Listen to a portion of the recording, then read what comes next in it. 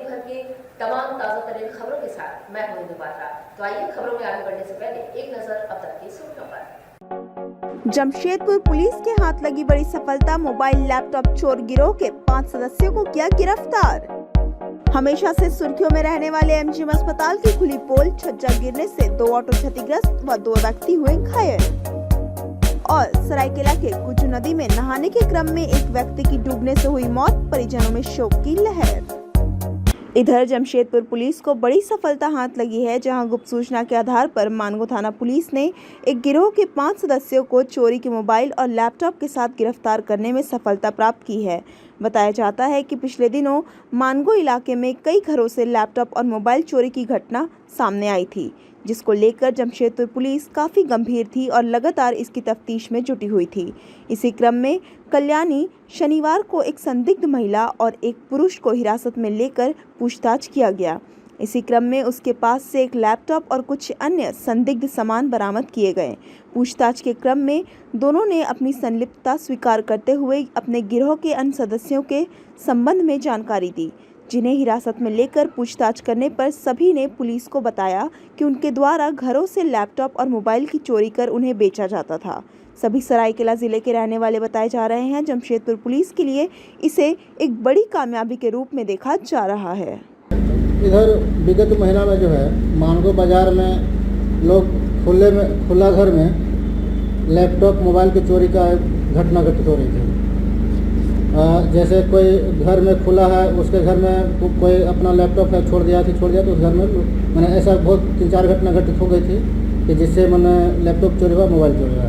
इस घटना को बड़ी पुलिस अधीक्षक सीरियसली लिए, नगर पुलिस अधीक्षक भी इसको मैंने गंभीरता से लेते हुए थाना प्रभारी मानगो थाना को एकदम मैंने निर्देश दिया गया था कि इस घटना का उद्भेदन करना है। मानगो थाना प्रभारी ने अपने सभी जगह पर पूरे मानगो बाजार में इन्होंने अपने गुप्तचर को तैनात कर दिया था।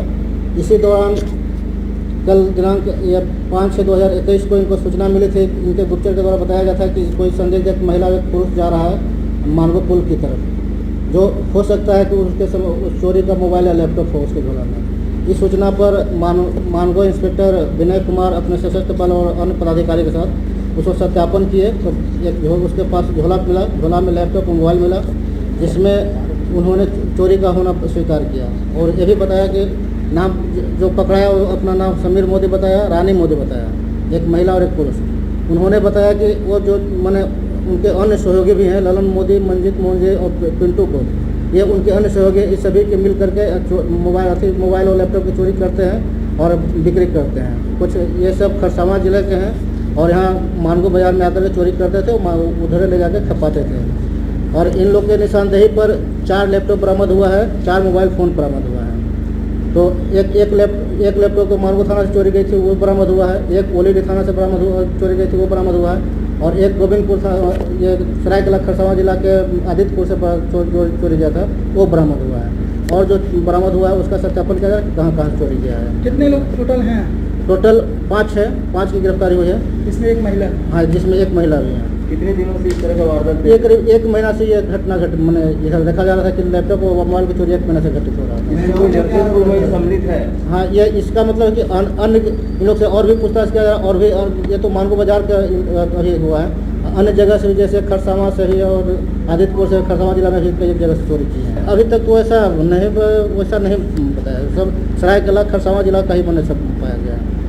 लोकल का महिला का देखिए, इन लोग घूमते रहता है, जिस घर में देखता है कि जो रूम खुला हुआ है तो ऐसे मैंने संदेह नहीं हो, कुछ भिखमंगा टाइप का ऐसी करता रहता है, घर में घुस जाता है और देखता है कि कोई नहीं है तो उठा के लेकर चल देता है। इसी बीच में पता चलता है कि लोग अभी था ही, अभी तुरंत कहाँ चला गया, खुले घर में चोरी करता है। महिला को बच्चा को और 2 भी दिन में महिला बच्चा को भी लेके घूम रहा था क्या? हाँ, महिला बच्चा के साथ भी था।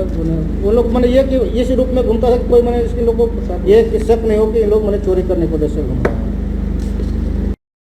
जमशेदपुर के सरकारी अस्पताल एमजीएम की चरमराई व्यवस्था 1 घंटे के मूसलाधार बारिश में ही नजर आने लगी। जहां अस्पताल का छज्जा गिरकर 2 ऑटो क्षतिग्रस्त हो गए तो वहीं 2 मरीज के परिजन भी घायल हुए। आपको बताते चले कि मूसलाधार वर्षा के कारण अचानक अस्पताल का छज्जा गिरने से अस्पताल में अफरा तफरी का माहौल बन गया। बता दें कि दोनों घायलों में एक के सर में चोट आई है तो वहीं दूसरे के हाथ में, बाकी अन्य लोग जान बचाकर भागे। जहां घायल ने बताया कि कोविड को लेकर अस्पताल के अंदर जाना मना है, जिस कारण वे लोग ऑटो में ही बैठे थे कि तभी अचानक छज्जा गिरने के कारण अफरा तफरी मच गई। यहाँ पे अपने वाइफ को भर्ती किए हैं, डिलीवरी हुआ है, बड़ा ऑपरेशन से हुआ है और कोई घर में देखने वाला है नहीं। कोरोना काल में कहीं बाहर में दिखाई नहीं देते, ऐसी कमाई दवाई है नहीं। वाइफ को यहाँ छोड़े हैं, मम्मी को ले जाते हैं, फिर यहाँ पे आके हम खुद रहते दिन भर। मम्मी को रात में यहाँ लेके आते डेली। आज मेरा यहाँ 7 दिन हो गया आकर के। आज हम ऊपर में थे तो एक पर एक पानी उन्हें गिरने लगा, तो वाइफ बोलते देखे वहाँ भीड़ लगा हुआ। हम बाहर निकल के देखें तो देखे पूरा गिरा हुआ है, सब पत्थर सब छत टूट गया है। यहाँ बैठे हुए तो ऑटोमेटिक बड़ा बड़ा खूब जोर से गिरा। हम आए अपना बेटी को लेकर के एडमिट किया है, ब्लड चल रहा है मेरा बेटी को। अच्छा, कल 11 बजे भर्ती किए हैं हम लोग अंदर बैठे हुए तो चुपचाप, ताकि अंदर बैठने नहीं दिया जा रहा, किसी को घुसने नहीं देना पेशेंट के पास। कोविड का टाइम हम लोग क्या करेंगे, हम लोग आगे अपना यहाँ साइड में बैठे हैं, कोई फोन करेगा सामान वामान कुछ लाने के लिए तो हम लोग जाएंगे लाने। हम लोग आदित्यपुर 2 में रहते हैं। सरायकेला जिला अंतर्गत राजनगर प्रखंड क्षेत्र के कुजू नदी में नहाने के दौरान एक व्यक्ति की मौत हो गई। उक्त व्यक्ति की पहचान स्वराज पाल के रूप में हुई है, जो कि चाईबासा के दवा विक्रेता कंचन पाल का पुत्र बताया जा रहा है।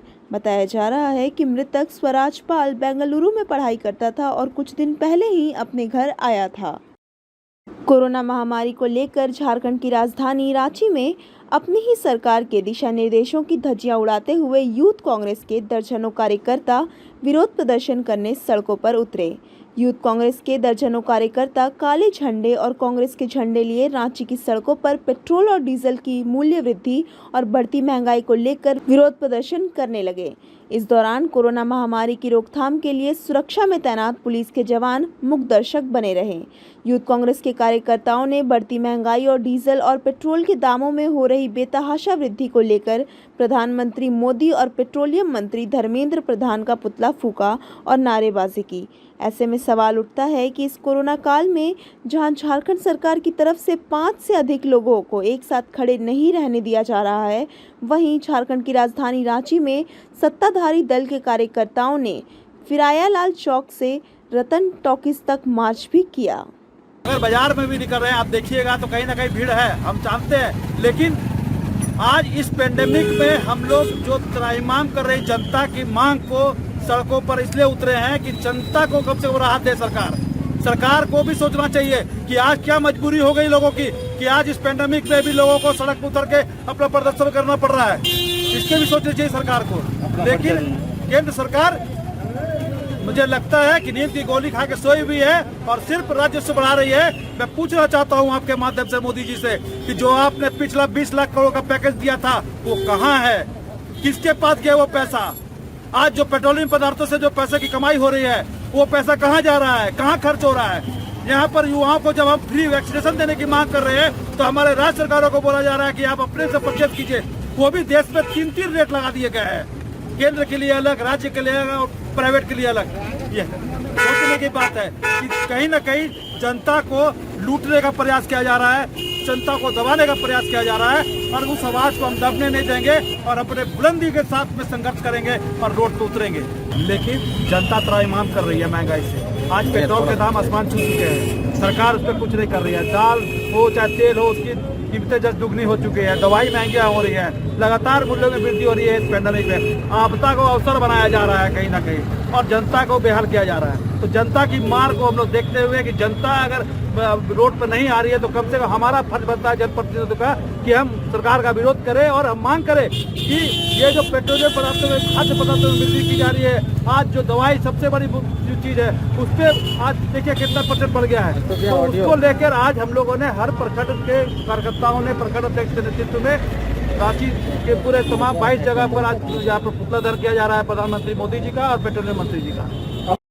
सरायकेला के राजनगर प्रखंड के बांदू पंचायत में लोगों के बीच सीडीपीओ दुर्गेश नंदनी ने कोरोना वैक्सीन के प्रति जागरूकता अभियान चलाया।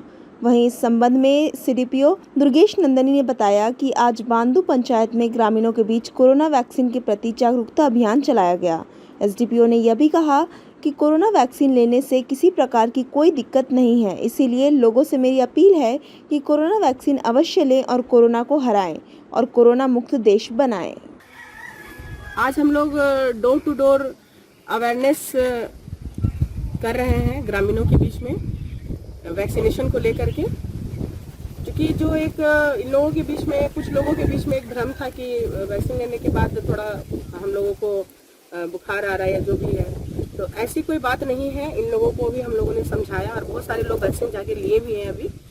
तो हम लोगों का यही ध्येय है, यही हम लोगों का सबसे बड़ा एक चुनौती है कि सभी लोग जो 18 से 44 है और 45 प्लस है, सभी लोग जा करके वैक्सीनेशन कराएं और ज़्यादा से ज़्यादा वैक्सीन लें, ताकि कोरोना को हम लोग हरा सके, कोरोना को मात दे सके और कोरोना से बचाव हो सके। तो ग्रामीण परिवेश में चूँकि आज हम लोग यहाँ पे डोर टू डोर सभी जगह जा करके और सभी लोगों को आज हम लोग समझा रहे हैं और ये कार्य अनवरत चल रहा है ग्रामीण क्षेत्रों में। इसका एक बहुत बड़ा फायदा देखने को मिल रहा है कि लोग जा करके और वैक्सीन ले रहे हैं और वैक्सीन के इस कार्यक्रम को सक्सेस भी बना रहे हैं। तो आज सभी लोग हम लोग आज यहाँ पे इस बांदू गांव में आए हुए हैं अवेयरनेस के लिए। उलीडी थाना अंतर्गत हयात नगर में सिगरेट खरीदने को लेकर दो पक्षों में जमकर मारपीट की घटना सामने आई है, जहां एक पक्ष के मोहम्मद इरशाद बुरी तरह से घायल हो गए, जिसे इलाज के लिए एमजीएम अस्पताल में भर्ती कराया गया है। वहीं दूसरे पक्ष के कुछ लोग भी घायल हो गए हैं। वहीं पुलिस को जब सूचना मिली तो मौके पर पहुंचकर सभी घायलों को इलाज के लिए एमजीएम अस्पताल लेकर गई। वहीं घायल इरशाद ने बताया कि वह दुकान में सिगरेट ले रहा था और दुकानदार से बकझक हो गई। दुकानदार ने 24 रुपये बताया और इसके पास 21 रुपये थी। इसी बात को लेकर दुकानदार से कहासुनी हुई, तभी दूसरे पक्ष ने उसे मारकर घायल कर दिया। बैट तलवार निकाला सर। अच्छा। बैट से मारा सर में। ये मारा, मेरा सर फटा सर, हम गिर गए वहाँ पे। क्या करने गया था तुम वहाँ पे? हम वहाँ इसका दुकान आधा सीटर खोल के दुकान में सामान बेच रहा था। हम उसको सिगरेट के लिए बोले, सिगरेट का होता है 24 रुपये, हम उसको 21 रुपये दे रहे थे। तो ये जो है ना बोलता कि नहीं 24 रुपये लगे। तो हम बोले तुम्हें तो तुम ऐसे गैर कानूनी तरीके से बेच रहा है भाई, हम लोग से 1-2 रुपये कम ले ले। तो उसमें जो है ना ये लड़ लिया सर मेरे से। कितना का सिगरेट लिया था? 2 फ्लैग कम ले लिए थे सर। कम ना लिया? जी सर। कौन कौन मारा है तुमको? सर ये मारा है और नाम इसका क्या? 3 भाई है। नाम इन लोग को नहीं जानते हैं सर।